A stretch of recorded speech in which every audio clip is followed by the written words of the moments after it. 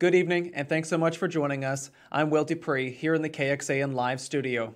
Yesterday alone, the state's health agency reported more than 3,000 new cases of COVID-19 and another 225 deaths caused by it. Yet, Texas still effectively went back to normal since masks are no longer required statewide and businesses can operate again at full capacity. That means that live music and concerts can be held again here in the capital city.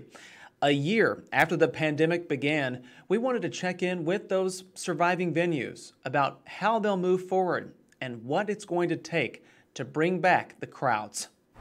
The arrival of the pandemic forced the Vortex to take an unexpected intermission that went beyond merely pausing productions.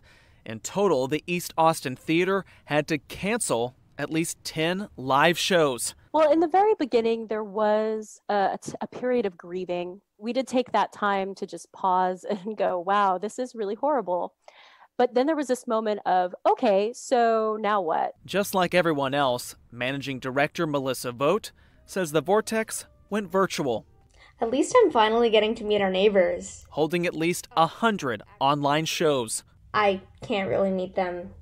Social distancing. Of course, the cast would like to have crowds again, as do music venue operators. So I got to tell you, I dream about shows at night, and they end with me waking up because I'm freaked out because none of us are socially distant or wearing masks. Cody Cowan leads the Red River Cultural District downtown. Have any in the district had to shut their doors and are not able to reopen now? Yeah, we've lost about 25-30% of the businesses in our association. 25 to 30%.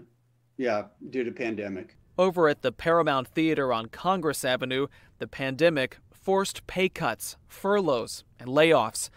But performances are ramping up again. We were able to do 50 live shows between September and December with all the protocols in place. Jim Ritz says the theater will keep operating at about a third of its capacity and still require masks. But its calendar now includes a full capacity show set for October. We will survive this, but in part, it's because I think we've been responsible. It's a cautiously optimistic view shared across the city. We're thinking that maybe even later this summer, we might be doing some outdoor theater. You know, it's vaccination, vaccinations. This is like the keystone to the whole puzzle.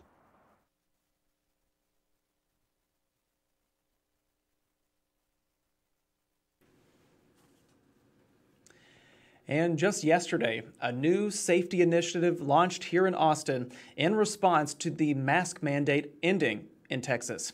The Red River Cultural District and about 30 venues, including the Paramount Theater, which you just heard about, announced a new program called Safe and Sound.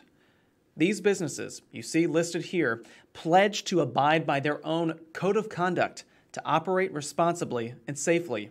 They say they'll keep safety practices going, like requiring customers and employees to wear masks, as well as enforcing social distancing and sanitization.